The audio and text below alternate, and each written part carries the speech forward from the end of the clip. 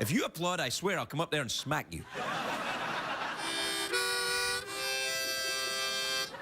This is how I spend my time when you're not here. Standing around, reading emails, blowing my organ.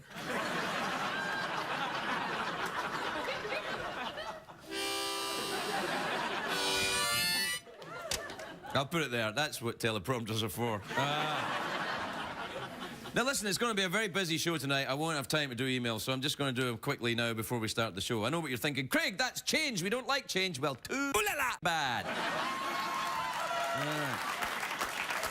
All right. The censor's like, I could do with some change. How about changing it to not cussing one night? Like, I'll try, but you'll never tame me. All right. I'll do a quick email jingle myself. Jeff, what time is it? Tweets, emails, and thou. All right, and then I'll do the jingle myself. It's email time. All right. All right, here's one. This is from Sarah in the UK, who says, Dear Craig, do you think we'll ever find Atlantis? No, and do you know why? Because it didn't exist.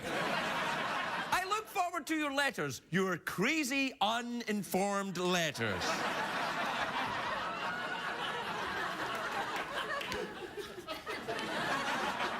All right, Atlantis did exist, and vampires do have feelings. All right, you happy? All right, this is from Bill in Woodinville. No way. Yeah, way. In your pants. In your pants. In your pants. This is for us, actually. It's for Craig and Jeff. It says, Dear Craig and Jeff, how can I get a ketchup stain out of my pants? Oh, poo. No, ketchup. Yep. Pooh gets ketchup out? Well, take that, Martha Stewart. The things you didn't learn in prison. Don't you owe me. All right, I know we're out of time. I'll just do one more and then we'll go on with the show. This is from Tricia in Clark, Colorado, who says, Craig, me and my best friend are in a fight right now and I don't know what to do. I want to forgive her, but I want her to be less selfish too. Any advice? I'm amazed I stayed awake through the entire thing. Listen, let me warn you of something. Tricia, if you're married or if you are in a relationship of any sort with a man, don't tell him this. Well, you can tell him it, but don't expect him to listen to it all the way through. This is just the kind of thing that we go like this for.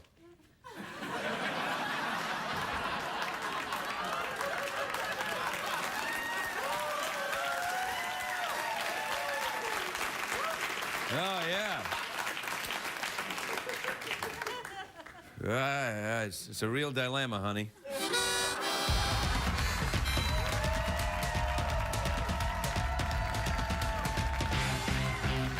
The Late Late Show with Craig Ferguson, sponsored by Kia Motors and the all-new 2011 Sporting, the perfect crossover for the road ahead.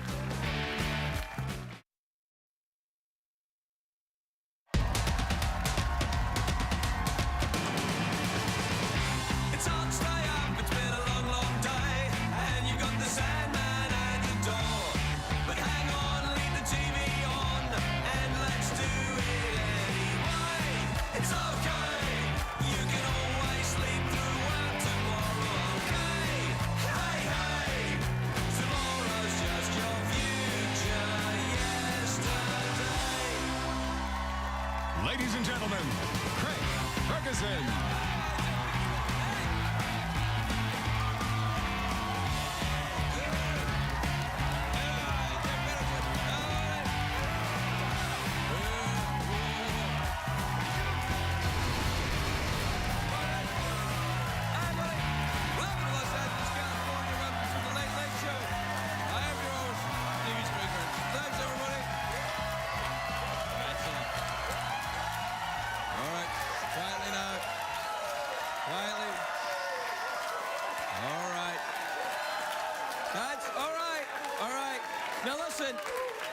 a certain amount of time, it starts to sound sarcastic. Please, just sit down. The woos and the whooping and the hollering, you make me feel like a stripper.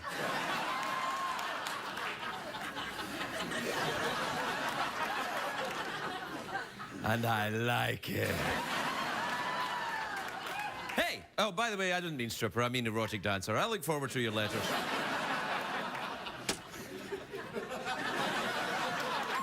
It's a great day for America, everybody. It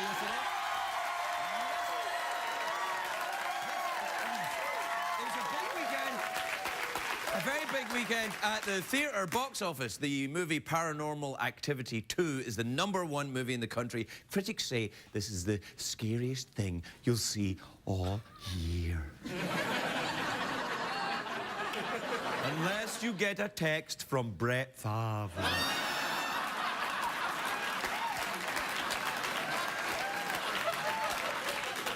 Paranormal Activity. In your pants. In your pants, yeah. There's more bad news for Brett Favre. He's got a swollen ankle from the game last night, and it turns out it's broken. Now, the doctors wanted to take x-rays, but Brett's wife won't allow any pictures below the waist, so they're in a corner. Now, I will warn you, though. If you want to know more about this story, be careful when you Google the words Brett Favre and swollen.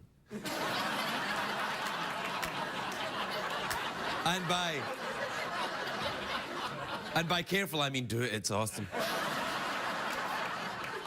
Congratulations today to French-Canadian diva Celine Dion. Over the weekend, she gave birth to twin boys. I think that's sensational. Congratulations, Celine. The last diva to have twin boys was Elton John. That was some time. No kidding. Yeah! Of course I'm kidding. For legal reasons. No way. Yes way! Yes way. Yes way! That's enough. Now listen, it's a great day for America, but not a great day in France. Everyone's on strike. The train conductors are on strike. The air traffic controllers are on strike. This week, the garbage men joined in. There's huge piles of garbage rotting in the streets. It smells like Randy Quaid has moved in. The strikers... Because he's crazy, that's why! Anyway, the strikers have built barricades around France's biggest landmarks. The Arc de Triomphe, the Eiffel Tower, Gerard Depardieu, they've all got right... And in Paris, they called in the riot police. And the French riot police are no joke. They crack skulls with baguettes, and when things get really bad, they unleash fire hoses filled with soft cheese. Oh, no! Oh, no! It is so restricting, yet delicious. Ah, you are quelling the riot of my hunger. The strikes, though, are threatening the French way of life. For example, today, an American tourist had to walk across Paris without getting insulted. And Americans in Paris are having to blow smoke in their own faces. When will the madness end? Now, the reason for this massive strike is the French government wants to raise the retirement age to 62. Right now in France, it's currently 27. The current retirement age is 60, and the French aren't too happy about working another 2 years. For the average Frenchman, that works out to be an additional 10 hours. No, don't. That's it. Look, I look forward to your letters. I look forward to your letters. I hope the unrest over retirement age doesn't come to America, but if it does, it will be adorable watching the old people riot. It will be on. What do we want? Oh, you forgot. Well, when do we want it? Potatoes! I look forward to your letters too, your scratchy writing letters. I think most Americans... Is that too much, was it? That was a little too much. Anyway, I'm sorry. I do look forward to your letters. All right. Anyway, look, I think most Americans just kind of know when it's the right time to retire, really, here. It's time to say goodbye when instead of doing your job as a quarterback, you're texting pictures of your penis to other people. That's maybe the time to... It's just a suggestion.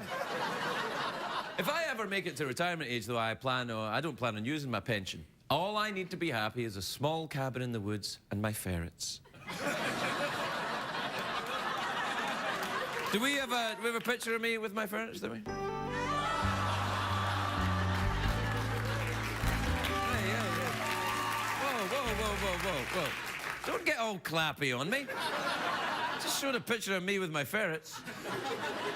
It's not, you know, like, oh, wow, great, we saw a photograph. Man, if you're that easy pleased, I should send you photographs of my penis. But...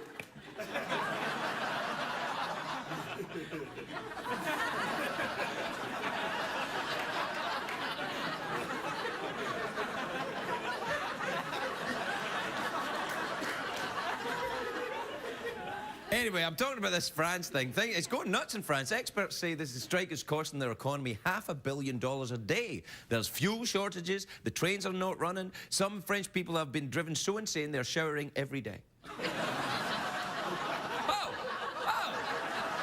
I'm just reporting the news! The new poll says that President Sarkozy is one of the most unpopular French presidents ever. He's only supported by 31% of his mistresses. Look, when you write your letters complaining, write them in French, because it's lovely to throw them out that way. No, the French unions are gearing up for even more strike actions. I always wanted to join a hard-working union, but I'm only in one union, the Hair Club for Men. They don't count as a union. I found that out last year when I demanded treatment for downstairs. That's right, things are getting thin and reedy down there. and so's the hair. In your pants. In your pants. In your pants. In your pants. In your In your pants. pants. I hate when he does that. Yep. Shall we meet some fine advertisers?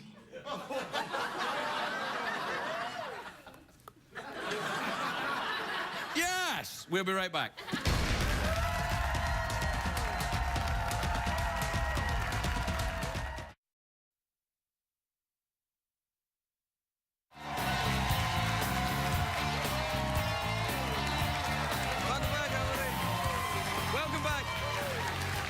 Welcome back to the show where I did the emails at the beginning and you're like, And if you're just joining us, you didn't miss the emails. Well, actually, you did. But here's the reason why. Because, you know, the guests I have tonight are so, you know, impressive that I'm like, you don't really need me talking, which is what I'm doing now. So my first guest tonight is the former National Security Advisor, the former Secretary of State. Her new book, Extraordinary Ordinary People, is in stores now. Please welcome Dr. Condoleezza Rice, everybody. Dr. Condoleezza Rice.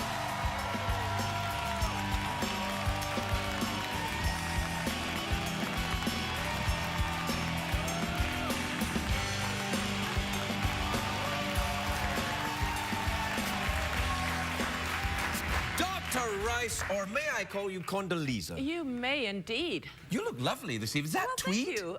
I don't know. I guess so. It's gray and Come white. on, you know what you're wearing. Yeah, it's tweed. It's tweed. It is tweed? Let's just call it tweed. Is it scratchy? I always find tweed a bit scratchy when I never wear dresses anymore. No, it's really not. It's a nice, soft tweed. Is it? Can I touch it? If you'd like. Will there be repercussions? Depends on where I touch it? Right. Well, what about up here in a sort of non-threatening area? Yeah, all right. Yeah, you can see. What do you think? Oh, it's nice. Yeah, that's thank you. It's not like tweed at all. Thank Looks you. a bit like tweed, not tweed. No. It's you just have to buy tweed at the right place, and it'll be okay. Oh. You're welcome, American tweed manufacturers. Now, may I ask, before I talk to you about your book, about your name, Condoleezza? It's such an unusual name, but where's it from? It is. Well, Condoleezza comes from Condoleezza, which is an Italian musical term. Really? It means with sweetness, but I have to tell you why I'm named Condoleezza or Condoleezza. You see, my mom and dad had a deal when I was about to be born. Yeah. Had I been a boy, I was going to be named John. And my father, and my father already had the football. I was going to be an All-American linebacker. Right. And when I was born a girl, my mother got to name me, and so she started out with Andantino. That meant walking slowly. Didn't like the implications of that. Right. Then Allegro. That meant fast. No, Allegro. Yeah. Not good, especially in 1954. Not so hot. And so she decided on Condoleezza. I think Condoleezza is lovely. And do you thank you. and you go by Condi though, right? I do, because when I was a kid, my father called me Condo. And I adopted Condi in self-defense. Yeah, it's Condi's better because Condo's a little too apartmenty. Yeah, I agree. You know, I agree. Yeah. Now is this your memoir? It is. It's really a memoir of my parents and my grandparents, because people always ask me, Craig, well, how'd you become who you are? I said, you had to know John and Angelina Rice. Well, yeah, I think that I mean, the groundbreaking situation you found yourself in, they must have been remarkable people. Are they still around? No, unfortunately, I've lost them both. Right. That's right, yeah. I wrote a memoir, probably I talk more about getting drunk in mine than you did in yours. Do you talk about getting drunk in yours? No, not very much anyway. No, I know that we're... Let's talk about you getting drunk, though. No. We've both written memoirs. Yeah, no, we have. But So have we both gotten drunk, Condi? That's what I'm saying. Like, you worked with Boris Yeltsin a little bit. A lady never tells, Craig. Yes, but a politician should. So,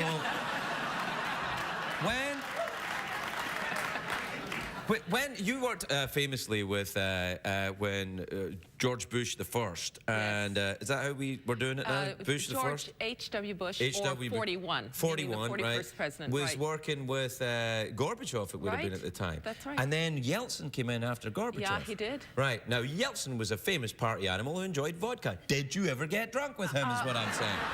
You never drink with a Russian. No, I know. I've done Never, that. ever.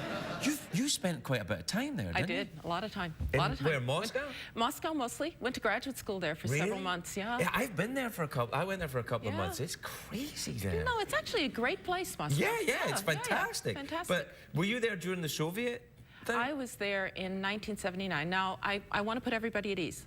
I was born in 1954. Right. That means I'm 55, so people You don't look have great, to start. by the way. Thank you, but people don't have to calculate. I'm 55. Not just you're 55. I'm 55. Well, you must moisturize, girl. That's all I'm saying. Because you look lovely. Good Yeah, family and not genes. everyone can wear tweed. Well, I appreciate that. I hear that, girlfriend. Please excuse my skeleton, doctor. I like your skeleton. I do. I like him too. Yeah, He's I lovely. like him, yes. He doesn't moisturize though. Do you find yourself in the writing of a memoir? People will be fascinated, of course, by the comings and goings of the administrations that you were part of. Did you go into any of that at all? Is this a personal memoir about how you got... This is really a personal memoir. Right. Look, the extraordinary, ordinary people. Ordinary is because my mom and dad were ordinary people. Right. Mother was a school teacher. Actually, she taught Willie Mays, by the way. My mother was a school teacher. Did your mom teach Willie Mays? You have me there, doctor, Yeah, but otherwise she was a school teacher. And my father was a high school guidance counselor, Presbyterian minister. So they were kind of ordinary in that way. Yeah. But I grew up in segregated Birmingham, Alabama. That must have... Yeah, that was the extraordinary You would be part. a young girl. You'd be still a girl during the initial civil rights. I was a young girl. Yeah. But 1962, 1963, when Birmingham, my hometown, became called Bombingham. Yeah. Because bombs were going off in communities all the time. But my parents had me convinced that even if I couldn't have a hamburger at the Woolworth's lunch counter, which I couldn't because segregation, you couldn't go to a restaurant, you couldn't go to a movie theater, but they had me absolutely convinced that I might not be able to have that hamburger, but I could be president of the United States if I wanted to be. So they were pretty extraordinary. Yeah, they are. That is an extraordinary... Do you think... I mean, your father was a minister. That's... are you a very religious person? I'm a very religious person. My father was a Presbyterian minister. Right. So that was good. Are you a Presbyterian? I'm a Presbyterian. I was raised a Presbyterian too. Yeah, but I'm very sorry. Yeah, but, yeah, the Presbyterians aren't saying, we've got him too! Well, it's also true that being a Presbyterian in Scotland's a little different than being a Presbyterian in the United States, isn't it? Well, it's kind of where I grew up. It was kind of compulsory. Yeah, you know, right. you had to be. Right. Well, I guess if your dad's a minister, you kind of have to. Well, be my dad was a Presbyterian minister, but you know, the good thing is, since he was Presbyterian, he had this youth fellowship, Yeah. and he could even have dances at his church because he wasn't a Baptist. Now, could he have dances between black kids and white kids? No, goodness, no. Really? Oh my That goodness, seems no. so weird now when you think Well, of it the does youth culture. now. It does now. But in those days, I did not have a white classmate until I moved to Denver when I was 12. Wow. So Birmingham was pretty segregated. Did you find any racism in Washington when you went there? Does it still exist? I mean, because I think racism sometimes gets clever and sneaky and becomes, you know, people pretend it's other things. Do you know how it shows up? It shows up when people just think that they know what you think because you're black. Because you're black. Exactly. Or because Or it shows up because they think you are going to be a little less capable because you're black. It's a more insidious form of racism, actually. What do you think is more insidious for you?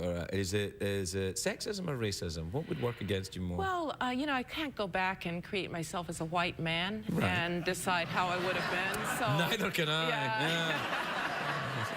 So, but I think we have fewer role definitions for black people these days. We can see a black person as Secretary of State, President of the United States. Yes. But for women, I think it's actually still, there's a lot of role definition. She's a woman, therefore. Well, you're not my first Secretary of State here, though, because Madeleine Albright's been here. I understand. My good friend Madeleine's been here a Are you couple and Madeleine times. are friends? Madeline and I are very good friends. That's funny. I'd imagine, but politically, you're not really. Yeah, but you know, Craig, it is possible to have friends who are Democrats. Well, I wish you would tell that during the elections to all these people that are saying that everybody else is a traitor and shouting at each other, and you go, I thought if you and Madeleine Albright can be friends, that's a lesson to us all, isn't it?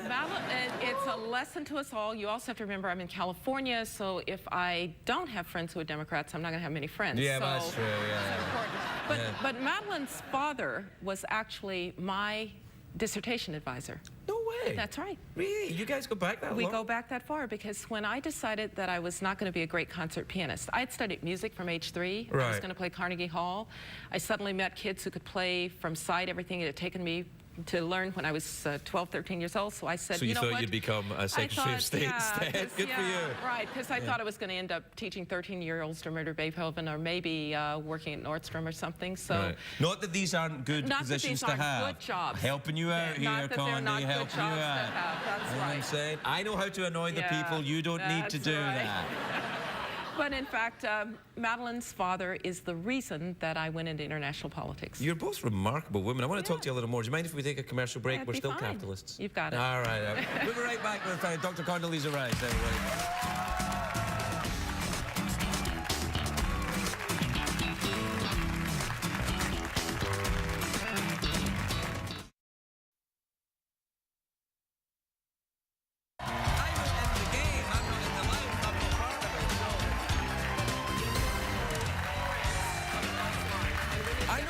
That's what I thought. Excuse me, they're back.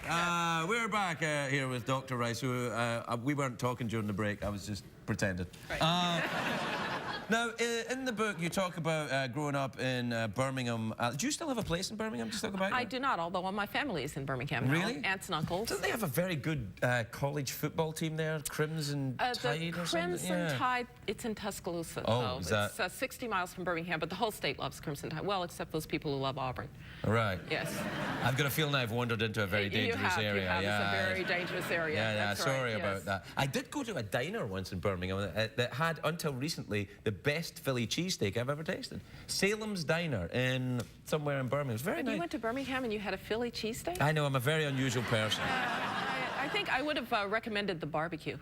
What, oh, no, I had that too. Oh, okay. Yeah. All right. Just I'm wanted to not make a sure. one meal per Just town wanted to make person. sure. No, it was great. Now, what about the writing of the book? I thought, when I wrote the memoir, in all seriousness, I found it actually a very cathartic experience, and I found out a lot about myself while doing it. Did you? Because a lot of it I didn't remember. Yeah. You know, I had to check with other people. Yeah, Did yeah. you have that? And what I mean is, were you drunk for a lot? No, I was going to say, why didn't you remember? No. But I won't go there. No, I had to talk to a lot of people. My parents, former students. My parents, former colleagues. Right. I learned how much of an impact they had on so many people. It was terrific. Right. I learned that that I must have been something else to put up with You're as something a child. else now, Dr. Well, Rice. thank you. But as a kid, you know, I was always questioning. I was always saying, well, tell me why I should do this.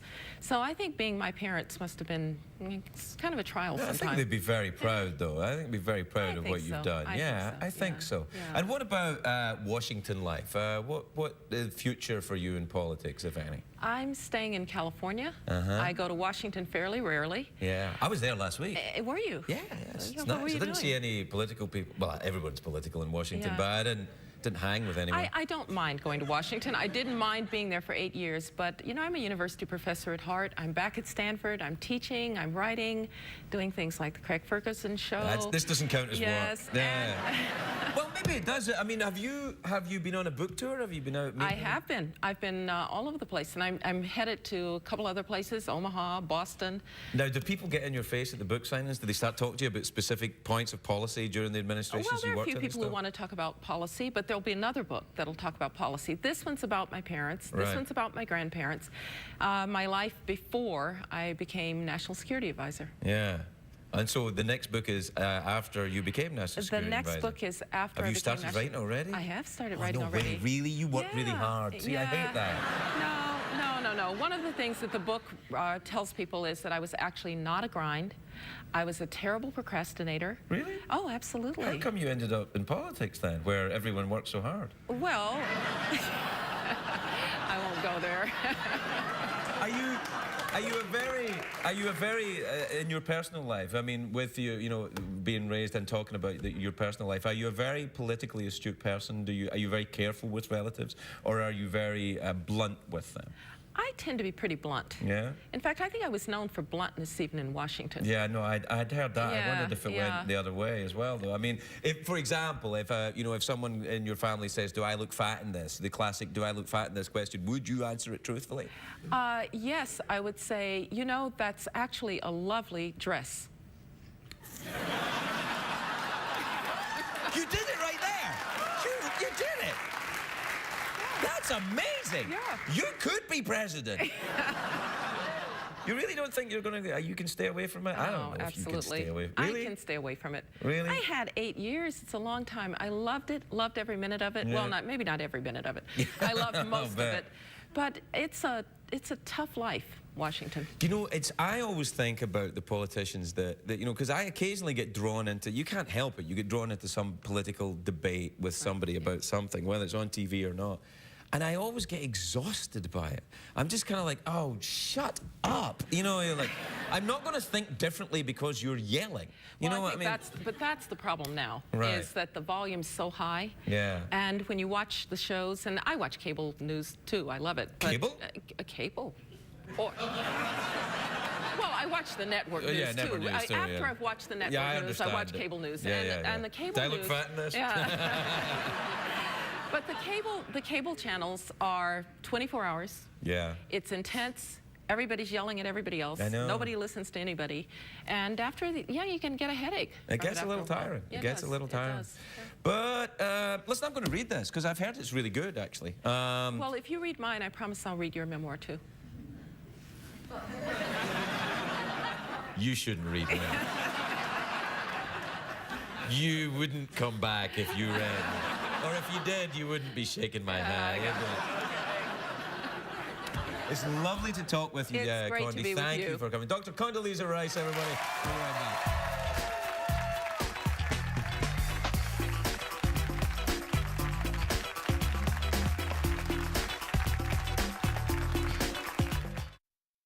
Welcome back, everybody.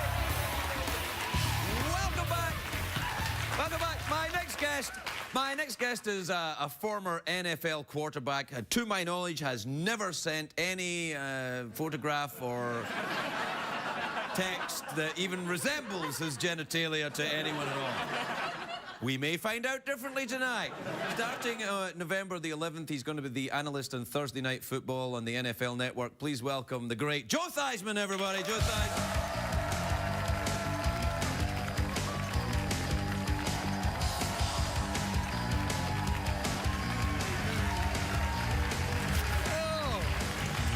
Tearing up the notes? Yeah, tearing up the notes, Joe. Don't need him. How you doing, pal? I'm doing great. Yeah, how about this this business that's How going about on? this business? Yeah, okay. Yeah, I know. It's really exposed a lot of us, hasn't it? Man. Do you know what You know what I'm thankful of? What? Seriously, is when I played, you couldn't send an email, you couldn't send a text, you couldn't do any of the things that you can do in the electronic media today. Yeah, and I think I don't think I'm the behaviour's thankful of- different. I think it's just the technology makes it more visible. I think people are, you know. yeah, guys are. Yeah. Guys are guys sometimes, and I think the whole thing is just for Brett, it's a tragedy. Yeah, I mean, it's just horrible, you know, because it's his personal life. But I don't think there's anything in the world today that we can actually say is ours. It's personal. Everything seems to wind up out in the media some way, shape, or form. Well, you know, the thing is, I'm certainly going to raise my kids to not photograph their own genitals. I think that's a smart thing to do. I actually do. I really Rule do. number one. Rule number one. If you get someone else to professionally photograph your genitals. And if you get into a profession, make sure they don't do it as well. That's a completely different worry to go with as well. Yeah, it's bad. Do you think, see, I always think that the idea of you get these young men playing this sport, they're full of testosterone, they're young, they're fit, they're excited, they're crazy, and they're in a locker room after a game, they're partially clothed, they're going out their minds, and then you send in a hot girl wearing a tight outfit and expect them to behave? Well, what the hell? Well, I tend to agree with you. I think I've always felt that there should be a period of time after the game. Give guys a chance to get decent, and then have everybody come in. Everybody wants to capture that moment right after the game. Let's see if we can see just how upset this person is or how excited this person is. If you give everybody a little bit of a chance to sort of just become decent, you really shouldn't have these kind of problems. But don't you think that it's sort of in the NFL, nature. though, the franchises, I mean, there's money in these teams. You could create a separate room from the locker room, perhaps call it something like the media room, and you could put in... have the reporters and stuff in there and give them snacks and cheesy puffs or whatever the hell they have. And then when your guys are like, cool off a little. Now remember, where you're walking to now, this is the media. This is not a girl who's excited to see you. It's the media. That's what you want to do. And everybody should have equal access. I'm all for men and women to have equal access to every athlete. It's just the way it is. You have to understand what's going on today in society, too. Like I said, it was different when I played. Right. Women first started coming into the locker room back 20, 25 years ago. Yeah. And it was uncomfortable for us, to be honest with you, because, you'd go to the shower, and then all of a sudden you'd peek around the corner to see if you could... This is like my life. I read that in the book, too. But you peek around the corner, you say, well, can I come out? And nowadays, guys just say, okay, fine, it's accepted. Let's just go do it this way. And see, I just don't think you need to legislate in common decency. Right. I mean, the Jets go out and they're going to spend X amount of dollars on teaching people how to act when a woman's around. You buy into this testosterone thing, but sooner or later, I think common sense has to play into the way you act and what you do. Well, yeah, but at the same time, if you get these young guys, right, who are like, this is young men playing football. There's not young women on the team. Well, I don't think anyone's against it, but Brett's there's not young... 41. What? Brett's 41. Are you saying he's a woman because he's 41? No. Oh, I see what you mean. Oh, yeah. Not necessarily. I see what you mean. Yeah, but I think the thing is, well, I'm 48. I'm still reasonably interested in that kind of thing. I heard that. Yeah. That's when I'm coming out of the shower. I just think that, let's not have any men or women in the locker room until the athletes have decompressed a little bit. Yeah. The idea that, you're expecting young men to behave like middle-aged lawyers, that's not going to work. No, but can you do it today? I mean, in this day and age where everybody's got a camera in your face. Yeah. You get off an airplane, cameras in your face. I know. The only place you're safe is here, where... This is where there's a friendly crowd out there. Where, there's just 110 people who have been bribed by candy, and you're lit so badly nobody can see you. This is the way to do it. Now, listen, let's talk a little... That's why I feel so comfortable here. Listen, I know this is kind of not really your thing, but I find myself drawn to the World Series a bit this year, a bit more than I usually am. No, I love baseball. No, do you? My first love. Yeah, I'm fascinated by this. Got drafted by the Minnesota Twins, actually, oddly enough, to play baseball out of college. Really? Absolutely love baseball. Yeah, well, so what do you think this year then? Were you watching the playoffs? I watched the playoffs. I was, the Yankees,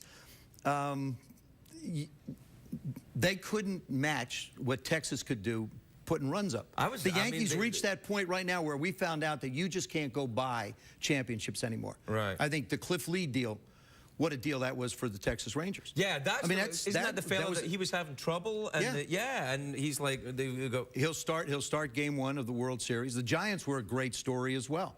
I mean, you've got two sort of franchises that no one expected to be there. Right. I think everybody sort of expected the Phillies and the Yankees to be playing. Sure. And that was the way it was going to go. And that's what I love about sports. Right. You just don't quite know what you're going to see. It's like the way reality television used to be before they scripted it. Yeah. Yeah. It's like you still don't know what you're going to get. The camera and if you do know what you're going to get, then somebody's going to jail. Yeah. Yeah, the camera goes on, and all of a sudden, here it is. Yeah. And I think that's what you're going to see in the series. It'll be fun. I mean, for those of us that love baseball, it'll be a great series. Do you have a favorite in this, or do you try, because you commentate and speculate on sport, do you keep your own passions hidden from the? Only when I'm on TV. Right. If I'm broadcasting a game, I don't choose a side. Right. I'm a Washington Redskin football fan, avid fan. Okay. As far as baseball... A lot in the house tonight as well, I say. I know. Watch this. Do you want to see some of that? The Steelers are just, you know, they... I knew we'd find one. Hey, I knew the we'd weird find thing one. is, it's the gay guy.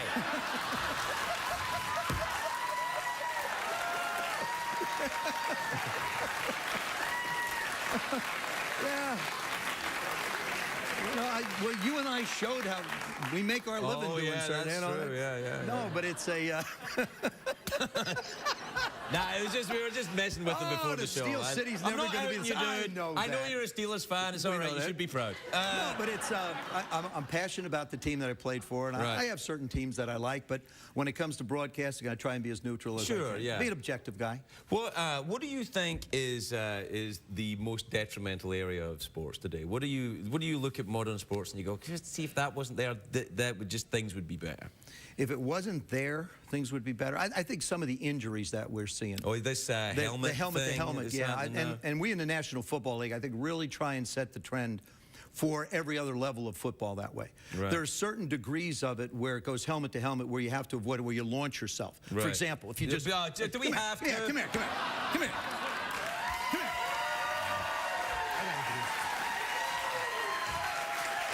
Now, here you go. You've got the ball. Now, tuck it under your arm. Come on, tuck it under your arm, okay? Now, what's going to happen is, if I come, that's right, see what happens? He's lowering his, and I launch myself into you this way, okay? That's what happens. Yeah. It does. No. So what they're trying to do is avoid everything from here. So you want to try and hit people down in this area. But the problem is, as I come closer to you, you're going to come down. Yeah, I'm going to go like that. Which makes it more difficult. What if I go like this? All the way down. Then I go... I wind up going like that. Or I go like this. That's the other option. That's the other option. Yeah. I don't know. But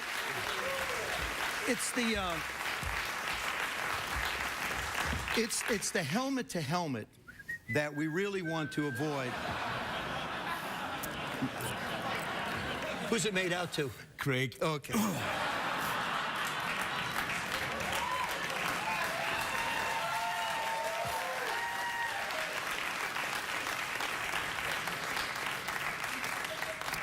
How do you spell it?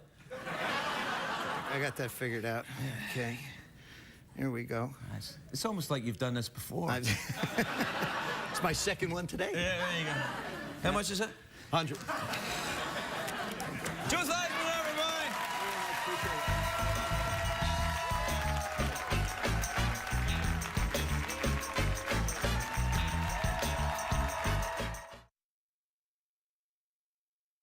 If you're going to be in the Los Angeles area and would like to attend a taping of The Late Late Show with Craig Ferguson, please call 323-570-0059 or visit oneiota.com. What did we learn on the show tonight, Craig?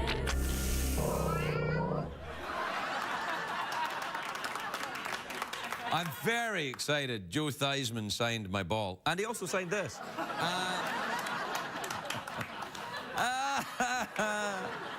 No, I'm very pleased to have this. Actually, I've decided that, you know, I'd like to auction this off. So what we'll do is send in your bids. To qualify, you have to be called Craig. you have to have the second name Ferguson, and you have to be me. Oh, it's mine.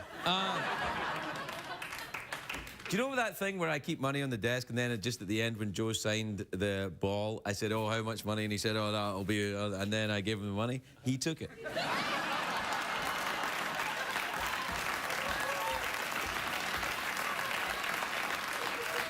And that's what makes him Joe Theismann.